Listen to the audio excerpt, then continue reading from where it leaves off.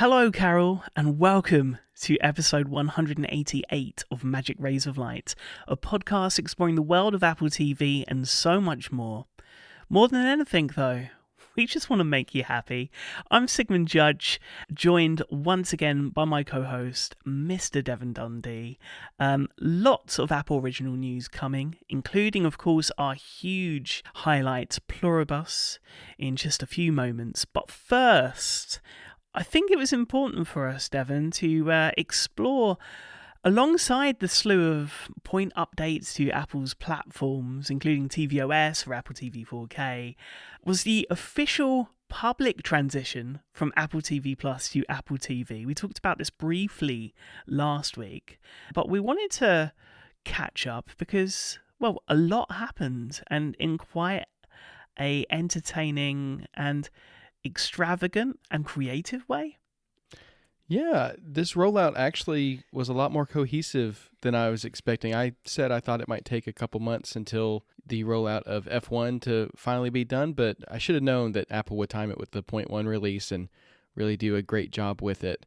And what's cool is not only are they rolling out the new branding and the new sound effects, but they're also giving us a glimpse behind the scenes at who's involved and how it was made. You want to share some details about that?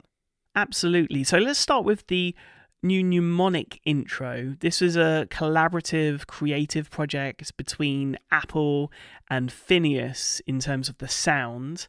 Also, we have the likes of Media Arts Lab, who worked on the visual that accompanies the sound, as well as Optical Arts, Traffic, Rocket Club, Aaron Forbes, and Epilogue Inc.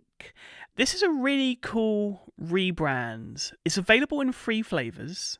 There's your main version, which is about 5 seconds in length, and it's what you're going to see before every episode of television, and at least at the moment before all of the Apple original films that came before the rebrand. There's also a second version, which is like a 1-second version that's just a sting that might play when you see a trailer and they just show the production company.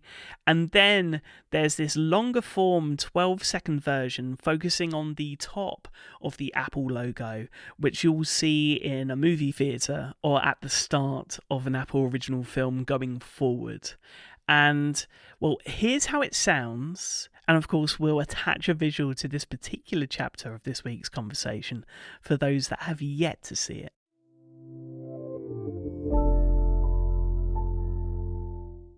Now, the biggest reveal, I think, followed with Media Arts Lab offering a behind-the-scenes look at the project a day after the unveil, revealing that the project was shot practically using different coloured glass and repeated camera and lighting movements, and then having them be combined, not computer-generated.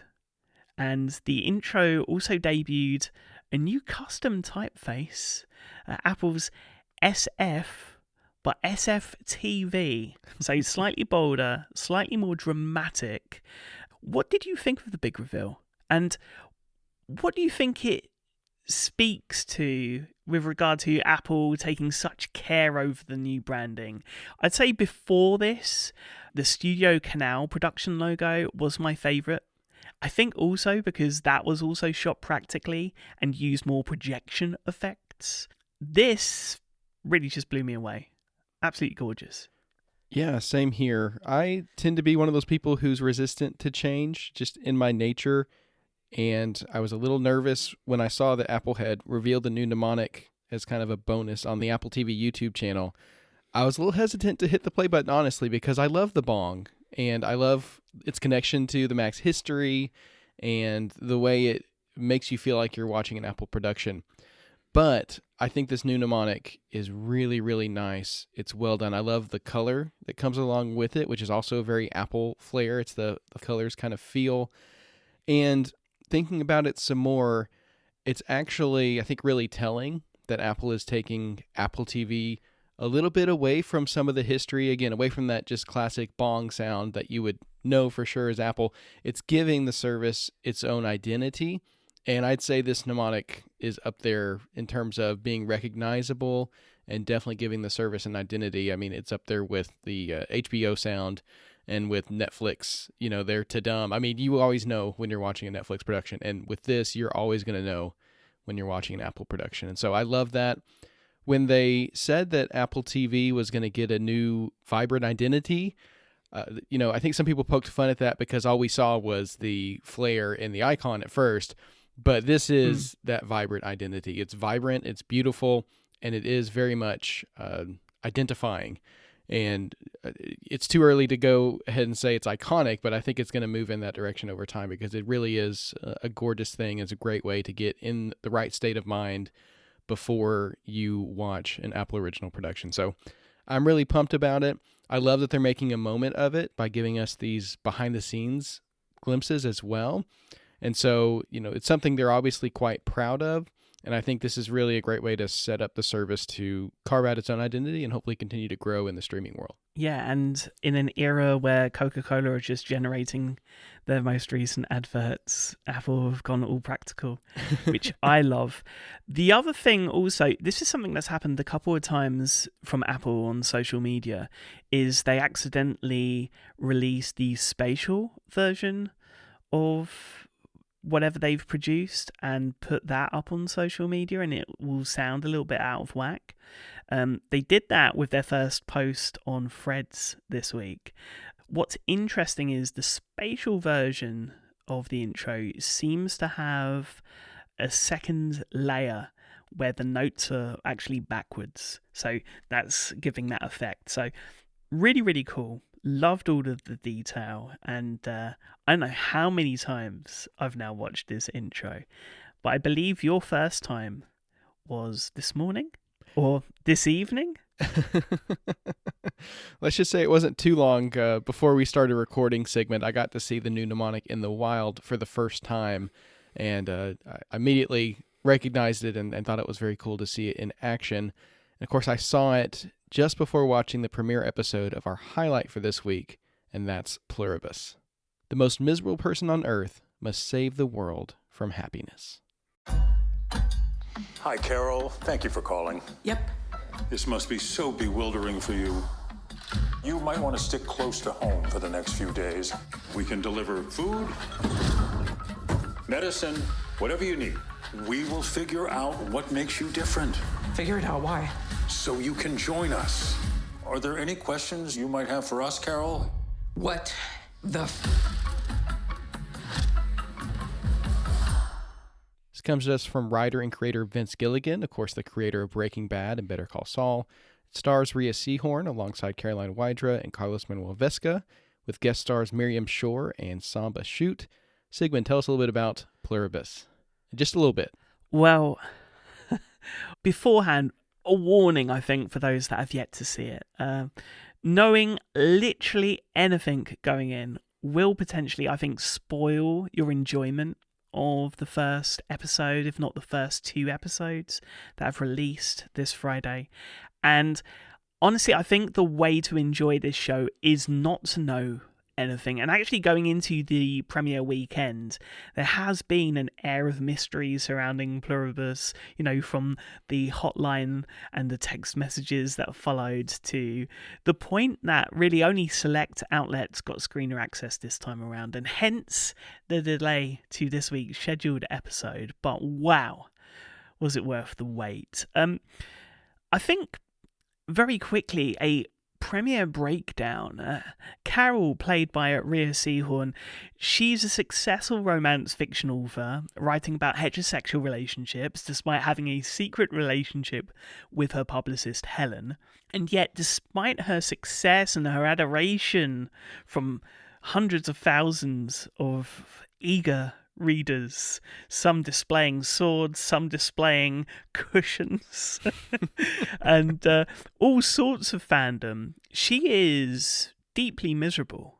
But then at the end of her final stop on her most recent book tour, The celebratory drinks turn into something otherworldly as the community around her pause and go into shocked paralysis, whilst her partner Helen falls to the ground backwards and dies. As Carol tries to comprehend, I'd say literally the incomprehensible, she secures the body of her deceased life partner, and at the same time, the people who were moments ago in a state of paralysis come to.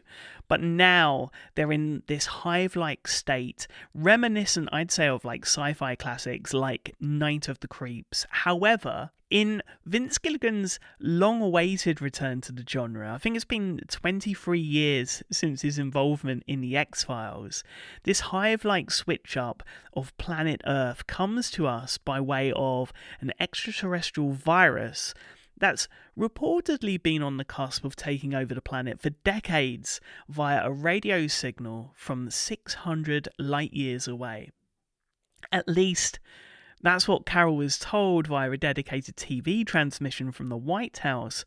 After all, she is one of just 12 people around the globe that has yet to join the hive-like happy state of the world, and her unhappiness actually poses a threat. So, there's a lot to take just from the first episode. I've seen both, but I think we're only going to talk about the first for now, given some of the delays that coincided with the premiere on Thursday evening in the States. Despite the black comedy sprinkles throughout the first two episodes, I couldn't help but wander off a little into my own mind and think about the greater implications, and I think the bigger messaging for this grand premise. And I think the pacing actually lends itself to that exploration. I'm not someone that I really try and stay in the story with these kind of things. And I try not to look for something that doesn't appear to be there. But with this premise and the way things go across episode 1 and episode 2, I think I'm on the money here.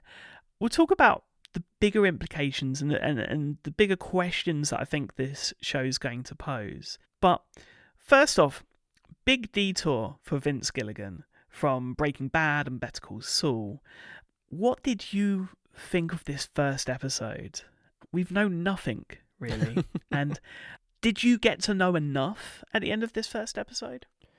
Oh, absolutely. I think as a premiere episode, this is definitely an example of one that does a great job of immersing you in the world, introducing you to the most important character, giving you a feel for what the story is setting up. And I think it does an excellent job of that for sure.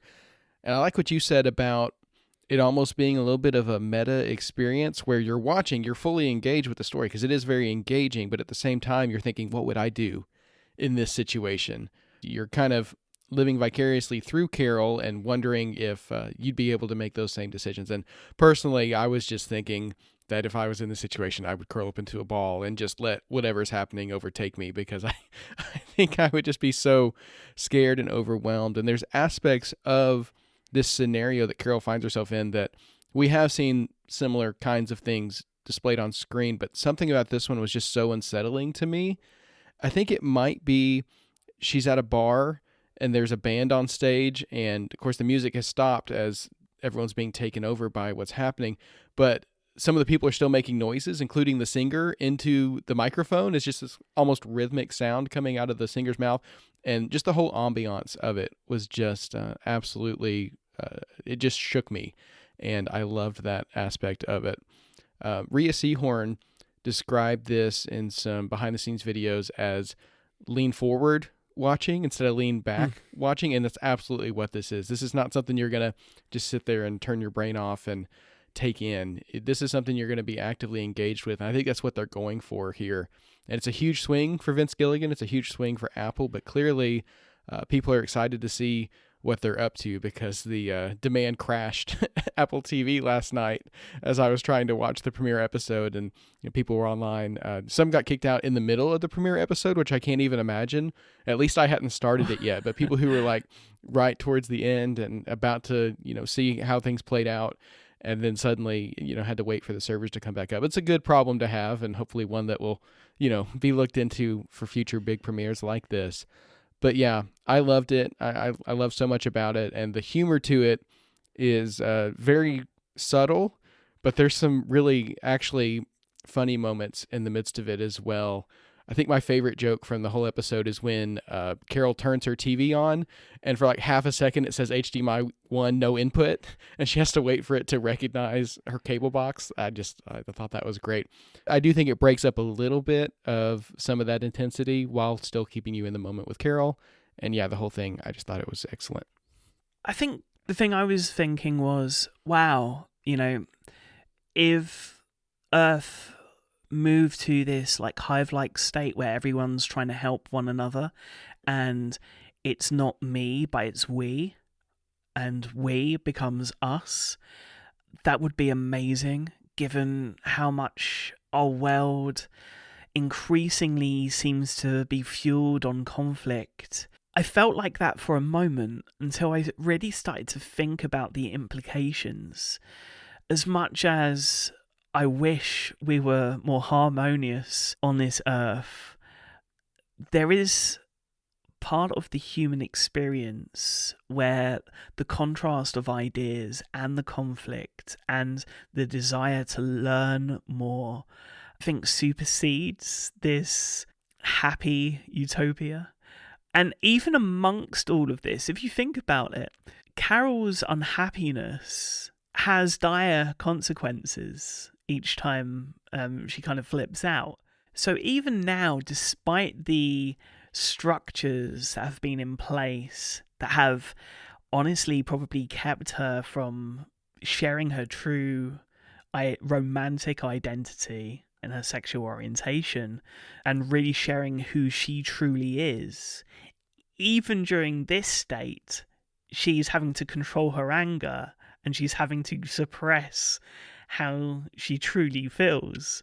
So you would have thought this change would come with some freedoms, and as we will explore throughout the series, with Carol being one of 12 people throughout the world yet to be infected, we see their different perspectives on this new change, and some are going to just enjoy the fruits, and some, like Carol, are kind of, continuing to do this old man shouts at cloud. And I think for good reasons, because what's happening is going against even the structures that we don't necessarily agree with in our day-to-day lives and the way in which the world works currently. It goes against so much that is good within the human experience. Yeah, I think that's going to be a really interesting theme to explore throughout the season. This tension between working together but not all being the same, and figuring out what that is supposed to look like. And of course, the series starts off very much on one end of the spectrum where pretty much everyone is this collective mind. And I think we're going to see probably throughout the season some of the darker sides of that. It might look like a utopia from the outside, but I have to imagine as Carol goes deeper into it, there's going to be some things that she finds that aren't so great. And not to mention the fact that at least in this scenario, it wasn't a choice that these people made. They were coerced into this hive mind that they ended up in. And I do love that in the first episode, we get some explanations for some of that weird marketing, especially that very first video that we saw from Pluribus that is included in this episode. And I'm like, oh, okay, you know what? That actually makes a lot of sense given the scenario, why that lady was licking those donuts in that video. So that was really interesting. But yeah, I think it will be interesting to continue to see, especially different people's reactions to those themes and the discussions. One thing Vince Gilligan mentioned in one of the interviews that he did was that one of the questions of the series is, if you were in a zombie apocalypse, would you want to be one of the zombies? And that's actually a question I've asked myself before. Like, do I have what it takes to fight against that crowd and, continue to pursue individuality in the midst of all this, overwhelming opposition from this huge group? And, I think that's a question we have to ask ourselves. And I think that's something that this story is going to push us to consider. And, who knows where it's going to end up, because this is the very beginning of a story that's going to play out over at least 2 seasons that we know of. And we'll see how it all goes. But I do think they're very interesting questions that are pertinent to today. And hopefully, as we take in this story, hopefully we'll be encouraged not to become all the same, but to find ways to work together to celebrate individuality while still working towards the collective good. Anyway, we'll see how the series goes. It could go in a very dark direction that I'm not seeing now, but it's such a cool premise, and one that I think a lot of people will find very interesting to take in and consider. Before we wrap, theories. Why do we think this is happening? My theory is that whoever is in control is trying to save us from ourselves a little bit, and maybe going about it the wrong way. I don't think it's necessarily enslavement, but I think it might just be that we've got carried away with ourselves, and we may actually be threatening our whole solar system, even 6 million light years away. That's my theory. What have you got? Absolutely. I could see where this hive mind approach to life could come from a well-intentioned place. It's like, well, if we could all just get along and agree, then everything would be okay. And I could definitely see where some force outside the world who had figured this out thinks, oh, this is such a great idea. Let's share this with people. And then, of course, humans not really being careful enough with some of our experiments just accidentally unleashes it on the world and has a planet-wide experiment. But yeah, I could absolutely see where this is coming from, a benevolent place, and maybe we'll see who exactly it came from, or maybe that'll just be part of the ambience of the series. But yeah, I could definitely see this being well-intentioned and not meant to enslave the populace, for sure. Well, a couple of extra tidbits. First off, 100% you got to watch an episode and then listen to an episode of the companion podcast. The first episode is especially intense, so I think it's nice to get that break and get a little bit of behind the scenes information. They don't delve into the story and what it means. I think they really want us to take our own interpretation of what's evolving, and we wait for that slow brooding reveal. And then the other thing I just wanted to mention, I don't even know how I came about this. I think maybe I rewound 5 seconds and then the subtitles popped up, and then I realised that they're in Pluribus yellow by default. Now, however, this isn't going to override special preferences in tvOS if you have them set, if you're watching on Apple TV 4K or on other Apple devices. But I thought it was really, really cool. Needless to say, Pluribus, it makes its debut today with 2 episodes on Apple TV, 9 episodes in all, and as you already mentioned, Devon, a second season already ordered. Cannot wait to see what happens here, and no doubt many conversations about the premise and how the show develops over time. But let's get straight into Apple Originals now. We've got some trailer talk. It really does seem at the moment Apple Originals are really hitting their stride, and the marketing team are really thriving on the momentum right now. We got new trailers for Prehistoric, Planet Ice Age, and The Hunt. Where do we want to start? Let's start in the Ice Age, because this trailer was so cool. Of course, everyone knows we're huge fans of the first 2 seasons of Prehistoric Planet. My household segment is only becoming more and more overtaken by the fascination with dinosaurs. I've had to learn new dinosaur names to tell my son, and I think it's only going to grow. So this is coming at a great time. This season of Prehistoric Planet is subtitled Ice Age. It's venturing outside of the dinosaur specifically and going into all kinds of creatures that were existing during this time. But of course, it still comes to us from Jon Favreau, produced by the excellent and legendary BBC Studios Natural History Unit. This time narrated by Tom Hiddleston, which you get a little bit of a glimpse of his narration in the trailer, with an original score by Hans Zimmer. Based on the trailer, I mean, this looks like the caliber that we come to expect from Prehistoric Planet, just taking on a different time period. I'll take as much of this style of storytelling and exploration of the ancient world as I can. And I can't wait to see how this plays out and what all we're going to get to explore. We've seen some mammoths.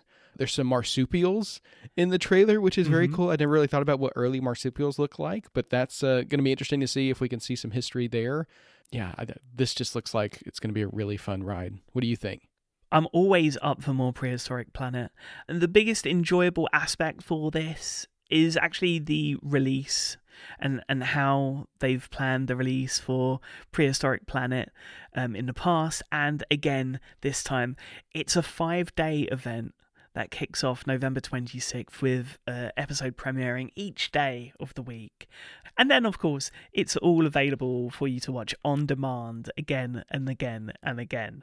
But it's just a really, really special week. And that kicks off November 26th. So really looking forward to that.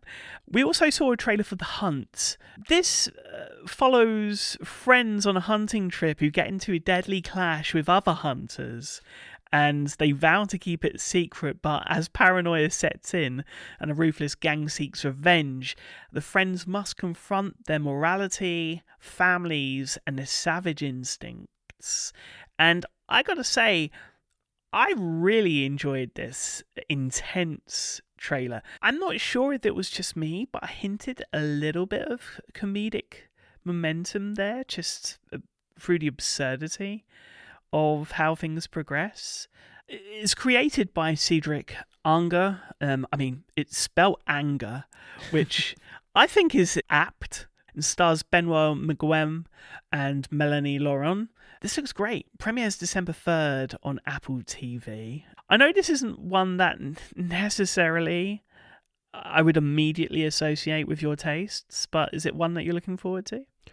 Yeah, I kind of got a little bit of Dope Thief vibes from this, kind of in the premise and the fact that you cross the wrong people and then you try to go back to your normal life and it ends up coming back to bite you. And this falls to me under the category of series and movies that wouldn't exist if people would just go to the police from the start and let the system work its way out. And of course that doesn't always work out in every situation, and clearly in this situation they feel like it's not going to work in their favor if they try to get help. I just find that interesting as a genre. But yeah, I think this looks really interesting. Not only of course the aspect of the hunters and their families and what's going on with the people that they crossed, but also I think it'll be interesting not only from the action perspective, but also the interpersonal drama, and I'm looking forward to it. And it's another French language original on Apple TV. We're seeing a bunch of French TV coming to Apple TV, and I think it's great. I mean, we've got Drops of God in January, alongside Hijack and Shrinking. February, we also have another release. This is the highly anticipated season 2 of, I know, a favourite of yours. Yeah, The Last Thing He Told Me, a series I very much enjoyed during its first season, starring Jennifer Garner and Angourie Rice, will return for its second season on Friday, February 20th.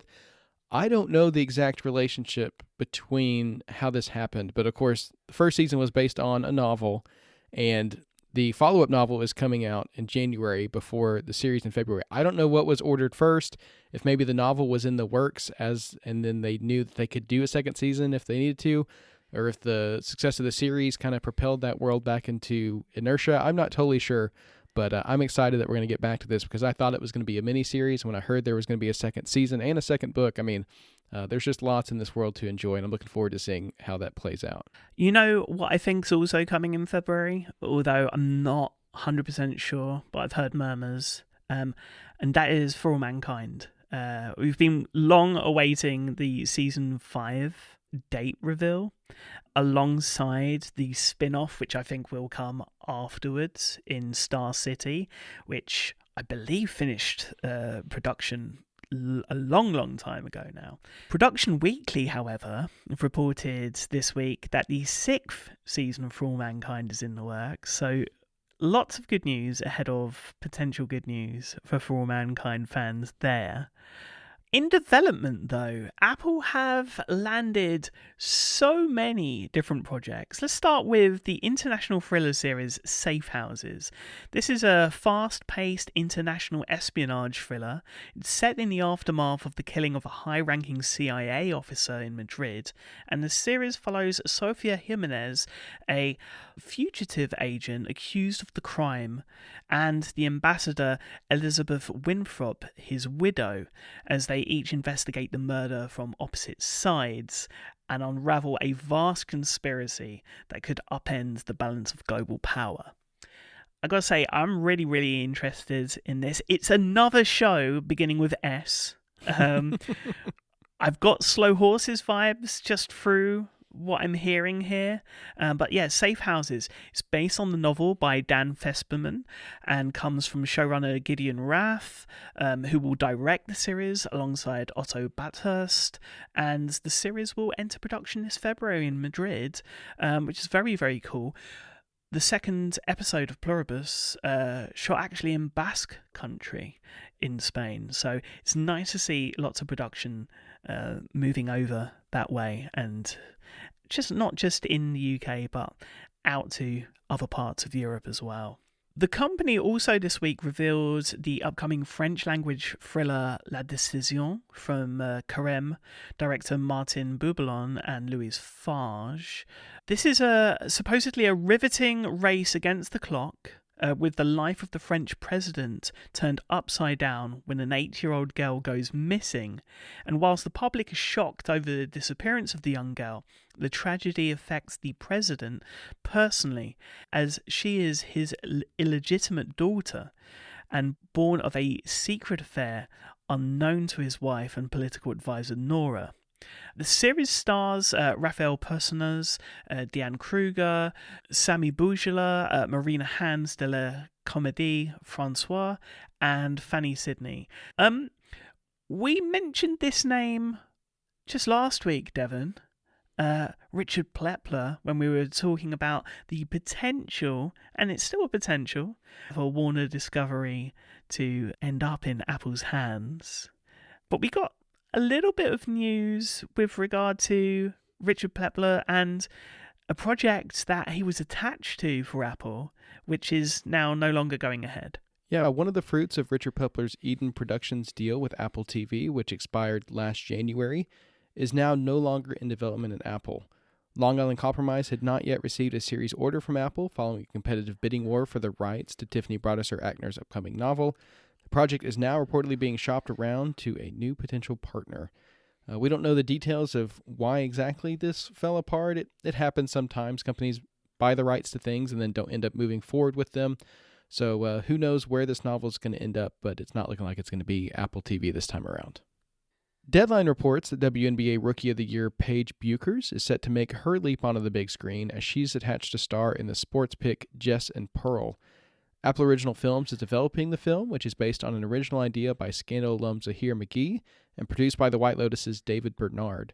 Set in the world of women's basketball, the film follows two phenoms who forge an extraordinary bond as teammates until fame, competition, and the ruthless business of college athletics threaten to turn their friendship into an epic rivalry. So that sounds like a very interesting premise for a sports film on Apple TV. Of course, some big names attached there. Meanwhile, Apple Original Films and the Walsh Company are developing an adventure comedy film The Man from Rio, based on the 1964 French film of the same name, with Justin Lin set to direct and Sydney Sweeney set to star. The original film follows a young private on military leave who comes to the rescue of his girlfriend, who's been abducted by thieves and brought to Rio de Janeiro. The remake is a reunion for producer Kevin Walsh and Sydney Sweeney, who previously worked together on Apple Original film Echo Valley. Apple Original Films is also developing a film adaptation of Mark Guggenheim's Dark Horse graphic novel series Last Flight Out in collaboration with Churnin Entertainment. The series follows a father and daughter trying to reconcile at the end of the world. The film will be helmed by Sam Hargrave, who directs The Last Frontier, which is currently airing on Apple TV, a series we're both very much enjoying, and upcoming Apple Original film Matchbox. So lots and lots in development here, but that's not even the end of it, is it, Sigmund? No, and we're going back to Churning Entertainment, who will also produce Apple original film The Flick. The film's going to follow a controller named Sonny Braden, who is already at his breaking point when he picks up a distress call from the cockpit of a plane whose pilot is unconscious. While storms closing in, dwindling fuel, and a panicked pregnant passenger at the controls, Braden must talk her through an impossible landing while fighting his own exhaustion, guilt, and unraveling personal life. Hickey actually previously wrote Apple original podcast Easy Money, the Charles Ponzi story, which was a personal favourite of mine, and I actually would love to see a screen adaptation of that as well. We'll have to wait for The Flick first, I think, because that sounds incredible. Now, Screen Daily this week have reported that Apple Studios is developing an English language remake of the 2011 Norwegian action thriller Headhunters, with writer Bill DeBoek and lead actor Mark Wahlberg on board. Based on the novel by Joe Nesbo, the original film follows Roger, a headhunter who juggles the illusion of a high life with diminishing income, earning money on the side by stealing works of art. Mark Wahlberg will, of course, also appear on Apple TV in The Family Plan 2, premiering later this month on November 21st. So good to see his continued involvement with Apple Originals. Screen Daily also reported this week that Apple is reuniting with F1 producer Jerry Bruckheimer for a film adaptation of S.A. Cosby's novel Razorblade Tears, written and directed by Trayvon Free and Martin Rowe. The novel follows two fathers and former convicts who team up to avenge the murder of their gay married sons, coming to terms with their own biases in the process. And of course, this is now the second film that we've heard Jerry Bruckheimer being involved in. We've got the UFO film that's coming also with John Krasinski involved. So very, very cool to see there. And finally, reports that Apple has purchased a spec script called Dead Set from Lee Eisenberg, the creator of Apple original series Lessons in Chemistry and We Crashed. We've talked about records. I will just say I've got my signed Phineas disclaimer vinyl on its way to me. So looking forward to having that in the collection. And I really hope maybe we'll get like a limited edition vinyl come that is literally just 12 seconds for the new Mnemonic. That would be cool. But until then, there's other ways in which Apple and partners can help us part with our money through our fandom. And this time it's through Lego. Yeah. Yeah, I think this is going to be dangerous for a lot of listeners, and me included. The Lego version of the APX GP car from F1 the movie is now available to pre-order ahead of its launch on January 1st, retailing for just $27.99, which is one of the cheaper Apple original collectibles that you can buy today. The set includes 268 pieces to build a recreation of the iconic car, as well as minifigures of Sonny Hayes and Joshua Pierce. So if you want a little Brad Pitt on your shelf next to the APX GP car, this is your chance to do it. And if you're so inclined, of course, we'll leave a link in the show notes to order. All right, let's talk about hardware for a moment, because, of course, we're still awaiting some hardware news, which we've heard and we've been rumoured for so long. But I think, as we talked about on last week's episode, I don't think it's coming. And I think this bit of news lends to that a little bit. Apple has pushed back the planned phasing out of the old HomeKit architecture. It was planned for this fall, and Apple's support site now says the phase out will take place on February 10th of next year. Those who haven't upgraded are encouraged to do so by tapping the More button in the Home app, choosing Home Settings and selecting the Upgrade and Software Update section.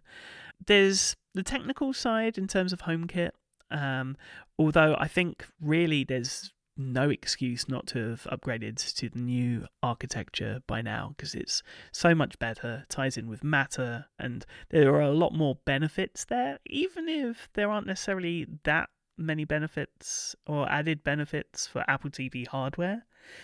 The other reason why I think there is a delay in terms of the release of hardware like new Apple TVs or HomePod minis, despite this rumor of a November 11th refit for Apple retail worldwide, which I believe coincides more with just the holiday.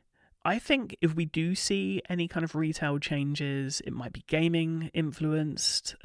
We may see some added addition of the PlayStation VR controllers for Apple Vision Pro. Obviously, Apple are really trying to focus on gaming with the developer channel this week, and we'll delve into that very soon on this podcast. I will be really surprised if we get a hardware announcement next week. If it happens, great. I don't think it's happening until next year. I think this is a good reason why. I think there are certain things that just aren't ready and aren't ready for the public just yet. And there doesn't seem to be any hints lurking within the most recent betas that also released following the 26.1 updates for our Apple devices this week. That's what I'm sticking to. Again, if there's a surprise, there's a surprise.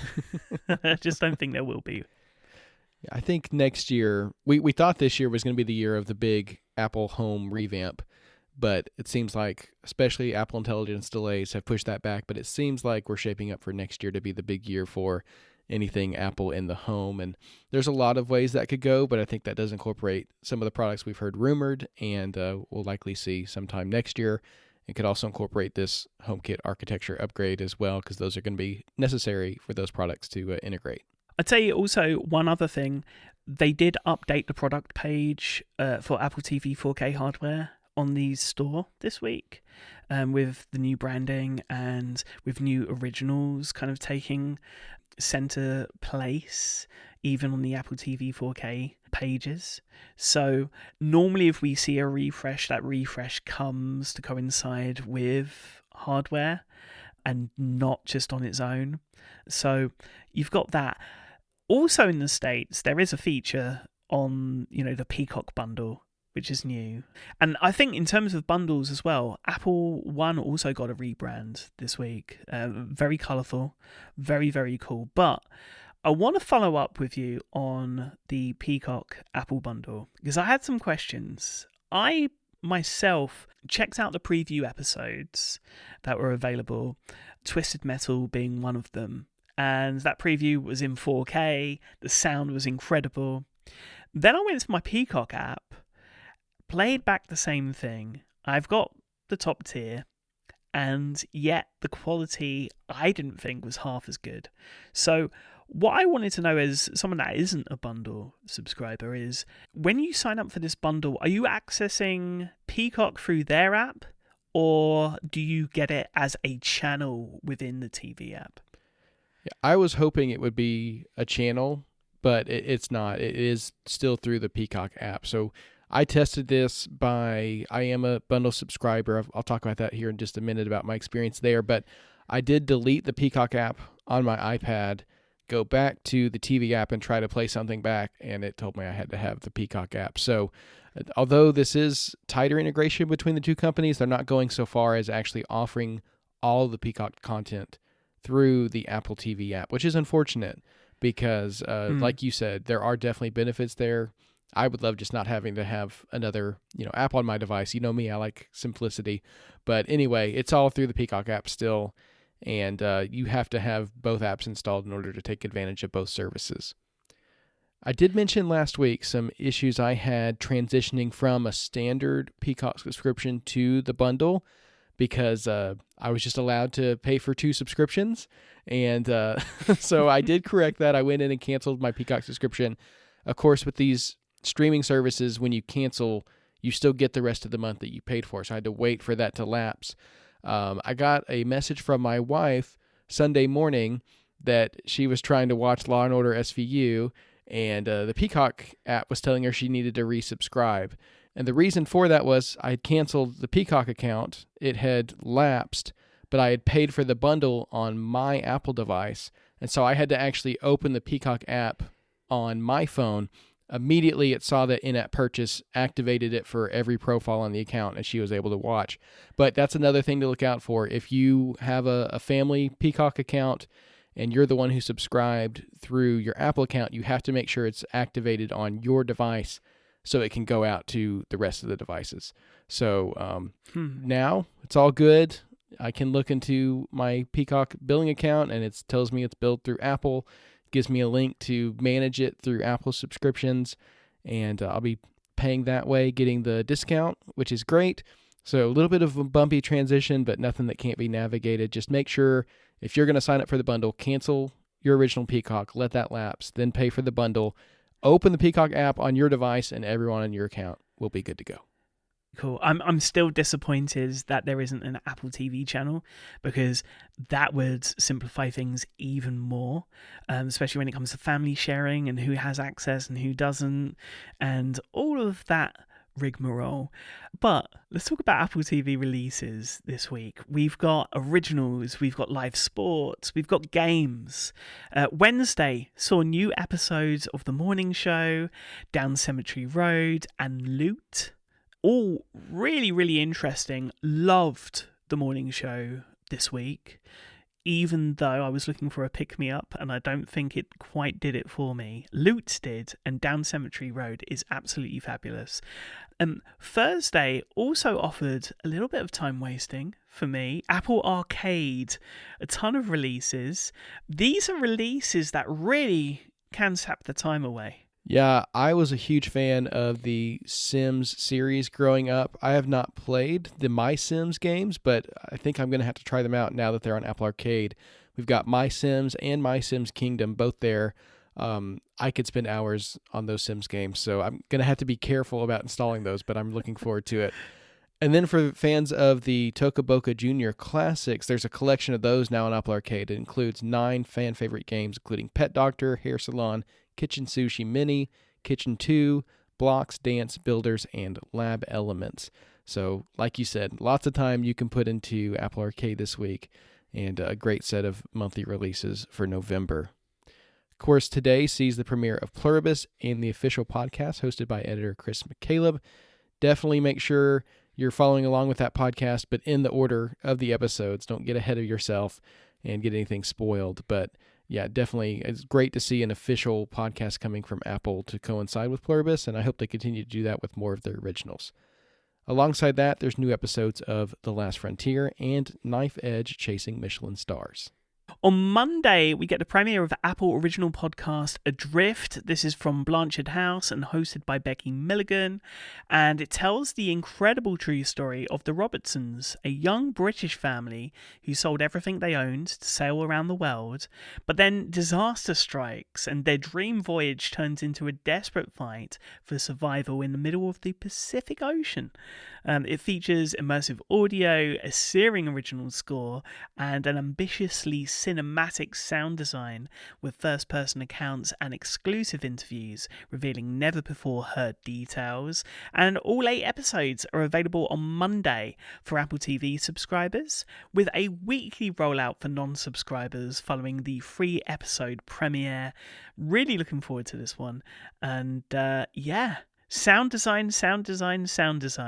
You know, they say sound is half the picture. Well, if there's no picture, it's all the picture, if that makes sense, at least when it comes to podcasts.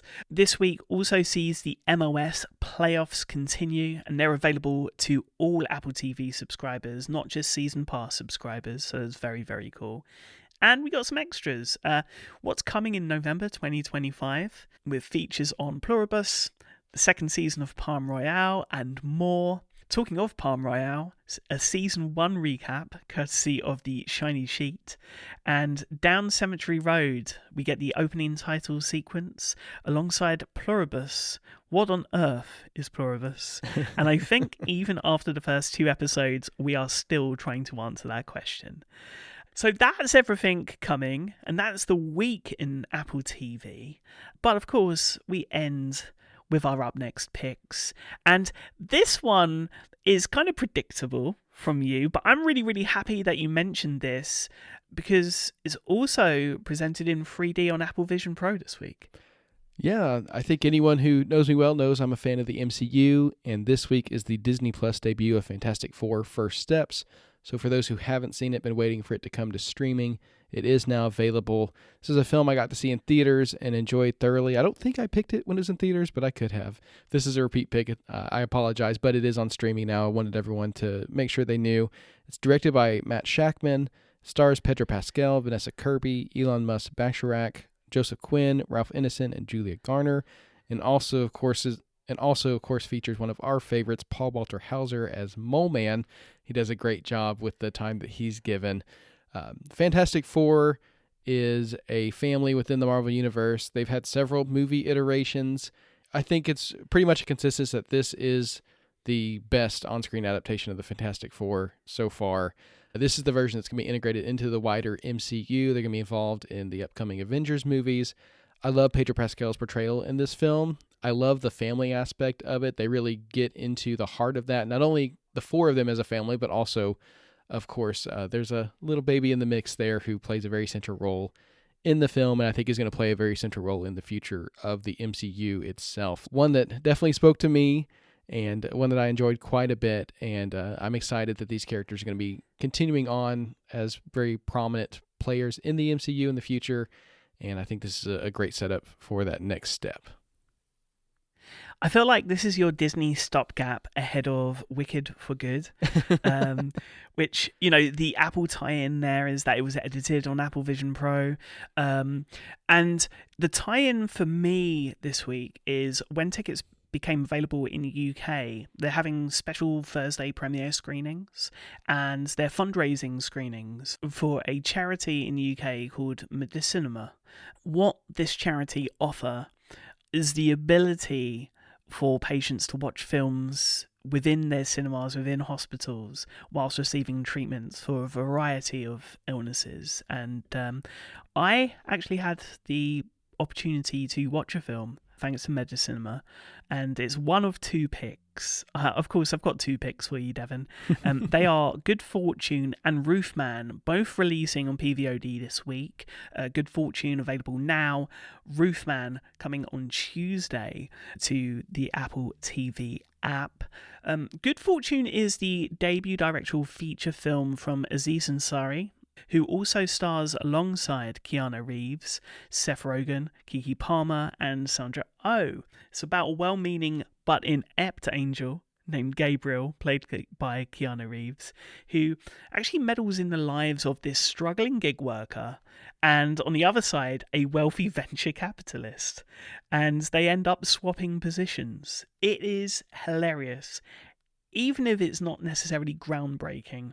I love Aziz Ansari and his writing, and Keanu Reeves, Seth Rogen, Keke Palmer, Sandra Oh, all fantastic in this. The other pick is Roofman. This is the latest Channing Tatum-led vehicle, really, which continues, I believe, to show off the remarkably underrated actor's range. It follows a former soldier and professional thief, Jeffrey Manchester, who, after escaping prison, finds a hideout inside a Toys R Us, surviving undetected for months whilst planning his next move. However, after visiting a church and joining its service, Jeffrey falls for a divorced mum and his double life starts to unravel, setting off a compelling and suspenseful game of cat and mouse as his past closes in. Roofman also stars Kristen Dunst, Peter Dinklage, Juno Temple, Lakeith Stansfield, and Ben Mendelsohn, amongst others. And yes, both come highly recommended. I really believe this is just great supplemental viewing alongside some of the questions that I think Pluribus talks about with regard to our own autonomy and what we do with it. And so, yeah, great stories, and happy to see them being told on the TV app this week. Very cool. Roofman is one that I missed in theaters and really do want to see. So I'm happy that it's coming to home release on Tuesday. Definitely one I'm going to be looking out for. And a couple of great picks, Sigmund. That's all from us this week. We want to thank you so much for listening. And of course, we always welcome your feedback. So if you want to get a hold of us, you can contact us on social media via the links in the show notes. and you can reach out via our contact form, which we'll also link in the show notes. We'll be back next week to talk about the documentary Come See Me in the Good Light, amongst other things. So stay safe, watch some Apple TV, play some Apple Arcade, and have a great week.